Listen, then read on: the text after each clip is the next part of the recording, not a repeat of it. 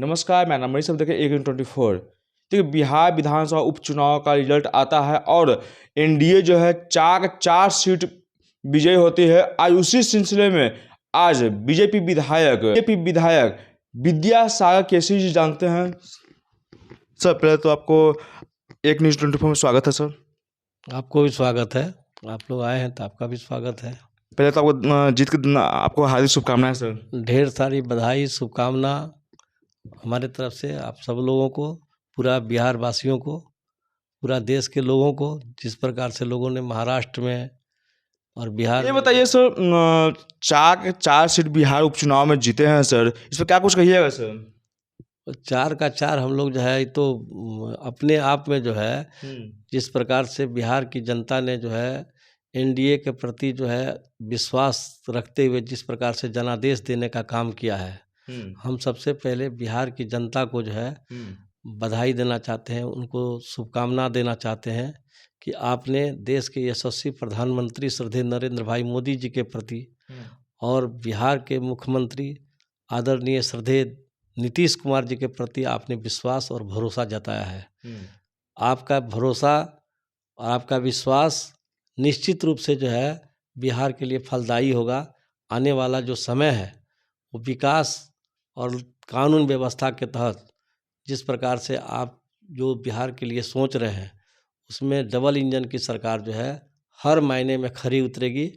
यह आप आने वाले समय में देखेंगे और मुझे विश्वास है कि जब 2025 का जब चुनाव होगा तो जिस प्रकार से क्या इसको 2025 के चुनाव से आंका जा सकता है? बिल्कुल आंकना चाहिए, एकदम हर हालत में आंकना चाहिए। उपचुनाव जो होता है उसमें जनता का रुख को देखा जाता है, जो जनता का रुख जो है किस ओर है। और उपचुनाव के बाद जो है बिहार विधानसभा का चुनाव जो है मात्र अब मुझे लगता है 10 महीना के कार्यकाल अब बच गया है। तो 10-11 महीने के कार्यकाल में जो है ये स्पष्ट निर्देश जनता ने जो है दिया है कि बिहार विधानसभा का जब 2025 का जब जनादेश आएगा तो उसमें इसी प्रकार का जो है प्रचंड बहुमत से जो है एनडीए की सरकार जो है बिहार में पुनः स्थापित होगी। इस चीज़ का जनता ने स्पष्ट जो है संकेत दे दिया है।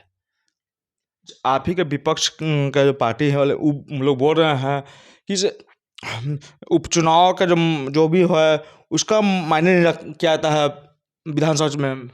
नहीं, विपक्ष जो है हमेशा ही जो है अनर्गल बात करते रहता है। आज वो 2 भी सीट जीत जाते, 1 भी सीट जीत जाते तो वो फिर उस तरीका का भाषा को जो है वो दोहराते नहीं। आज चूंकि चारों का चारों खाने चित्त हो गए हैं, चारों सीट में जो है उनको असफल हो गए हैं, तो आज ये जो है अनर्गल बयानबाजी दे रहे हैं कि उपचुनाव का कोई मायने नहीं रहता। अरे उपचुनाव का यदि कोई मायने नहीं रहता तो इतना ज़ोर शोर से लगा करके पूरे लोग पूरे खेमा जो है जाके घेराबंदी कर करके चारों विधानसभा में क्यों इस तरीका का हाय बाप हाय तो बाप मचाए हुए थे। अगर यदि कोई मायने नहीं था तो घर में चुपचाप जा कर के बैठ रहते, तब हम लोग सोचते कि भाई नहीं ठीक है, इस चुनाव का कोई मायने नहीं है। लेकिन जब पूरा कुनबा जो है उलट कर करके पूरा महागठबंधन का कुनबा उठ कर करके चारों विधानसभा में विपक्ष तब से ये भी कहा जा रहा है सर कि ईवीएम जो है ईवीएम का आरोप फिर से लग रहा है एक बार। उसका तो आदत बना है ना, चोर बोले जोर से।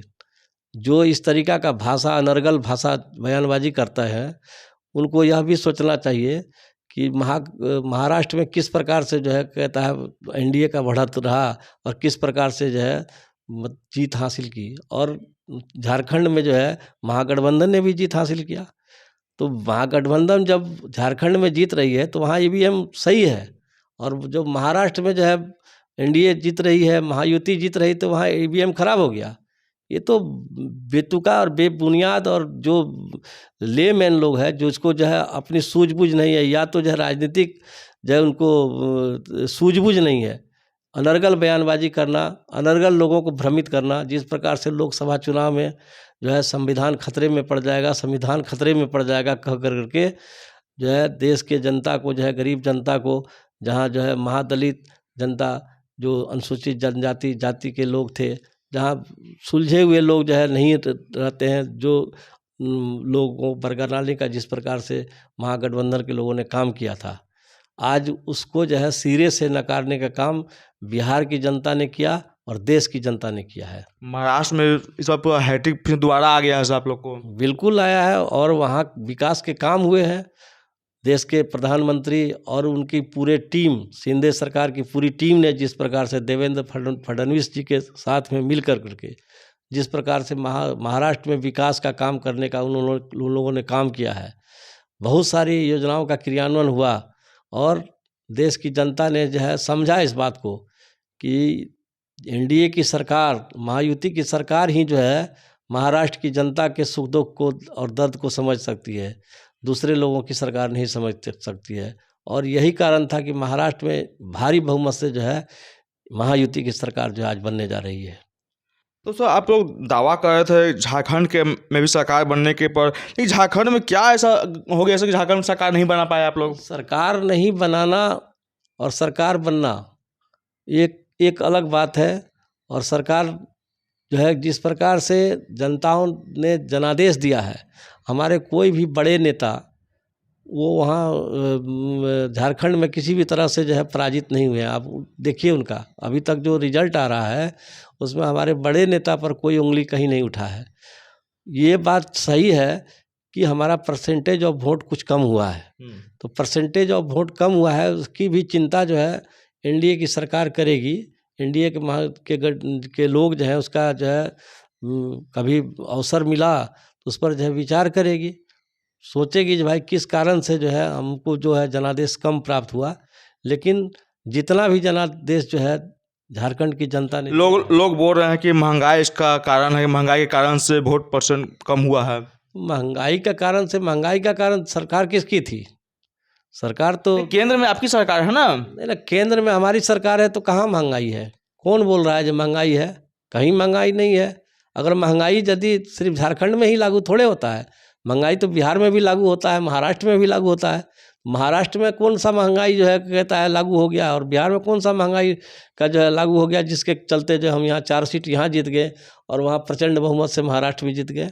वहाँ लोग ये भी बोल रहे हैं कि से हेमंत सोरेन जो बहुत सा योजनाओं पर काम किए हैं चलते भी जीते हैं। ऐसा कोई बात नहीं है, ऐसा कोई बात नहीं है। बहुत सारे चुनाव में मैटर होता है, सिर्फ जो है काम करने का मैटर नहीं होता। बहुत सारी जो है सब बातें आती है, जाति धर्म वगैरह वगैरह। चुनाव में कई एक तरह का लोग जो है प्रलोभन देते हैं, कई एक तरह के लोग अपनी बात को रखने का प्रयास करते हैं और जनता का जो है मूड होता है, समय समय पर मूड होता है। मेरा एक चीज़ और मानना है, हम लोगों ने जो अनुभव किया है अभी तक, जो हम लोग रिजल्ट देखे हैं और हम लोग जो अनुभव किए हैं कि संपूर्ण महाराष्ट्र में एक साथ चुनाव हुआ, बिहार में भी एक साथ चुनाव हुआ चारों सीट का, और झारखंड में जो है 2 बार चुनाव हुआ, पार्ट बाय पार्ट में चुनाव हुआ। अगर एक साथ यदि चुनाव होता तो रिजल्ट कुछ और होता, मेरा जो अपना मानना है। क्योंकि उस समय जो जनादेश जो है पार्ट बाय पार्ट में जो मिलता है तो उसमें कुछ ना कुछ जो है जनता के बीच में लोग जो है अपनी अपनी बात को रखने का प्रयास करते हैं और उसमें वो सफल हुए, यही हम मानते हैं। अच्छा, वोटिंग के समय में इमामगंज में लोग बहुत बहिष्कार भी लोग किए थे। नहीं, ऐसा हम लोगों को कुछ भी सुनने को नहीं मिला है। जो वोट का बहिष्कार किए थे, वोट का बहिष्कार करते तो हमारी पार्टी जीतती क्यों? वहाँ सबसे बड़ी बात यही है ना, वोट का बहिष्कार करते तो इतनी प्रचंड बहुमत से जीतती क्यों? आशंका लगाया जा रहा है कि फिल्म से बिहार के मुखिया जो हैं फिल्म से पलटी खाने वाले हैं। गलत बात है। ये सब हमारे श्रद्धेय हैं, अभिभावक हैं और अभिभावक रहेंगे, आज भी हैं, आगे भी रहेंगे। जो लोग ऐसा भ्रम फैलाने का कोशिश करते हैं उनकी मानसिकता जो है उनको समझने का चीज़ है, वो किस कारण से इस तरीका का अनर्गल बात बोल कर भ्रम फैलाने का काम करते हैं, उस पचड़ा में मैं पड़ना नहीं चाहता।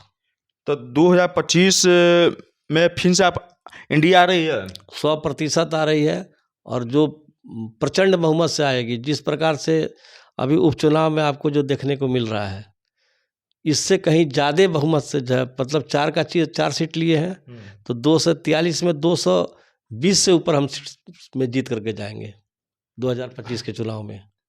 मतलब कि ये जो है बिहार में किनके नेतृत्व में चुनाव लड़ा रहेगा? जो अभी मैंने कि प्रधानमंत्री रहे कि बिहार का मुखिया जो नीतीश कुमार है। अरे अभी जो हमारे श्रद्धेय हैं, अभिभावक हैं, उन्हीं के नेतृत्व में चुनाव लड़ा जाएगा। और किसके नेतृत्व में चुनाव लड़ा जाएगा? हमारे अभिभावक हैं, श्रद्धेय हैं। आपके विपक्ष ये भी कहते हैं कि बाबा प्रधानमंत्री आते हैं कहीं डर जाते हैं। ऐसा जो है, जो विपक्ष लोग जो कुछ से कुछ अनर्गल बयानबाजी जो करता है, तो वो उनका मानसिकता खराब है। वो डरे हुए हैं, सहमे हुए हैं कि 2025 में मेरा सुफड़ा साफ होने वाला है। इसलिए जो मन सो होता है, जैसा मन तैसा बयानबाजी करते रहते हैं। उस पचड़ा में क्या पढ़ना है, क्या बोलना है उनको? तो आप सुन रहे थे बीजेपी के विधायक विद्यासागर केसरी जी से, तो सारे प्रश्न के बेबाकी से जवाब दिया। तमाम खबर देखने के लिए 1 इन 24 के साथ बने रहे। धन्यवाद।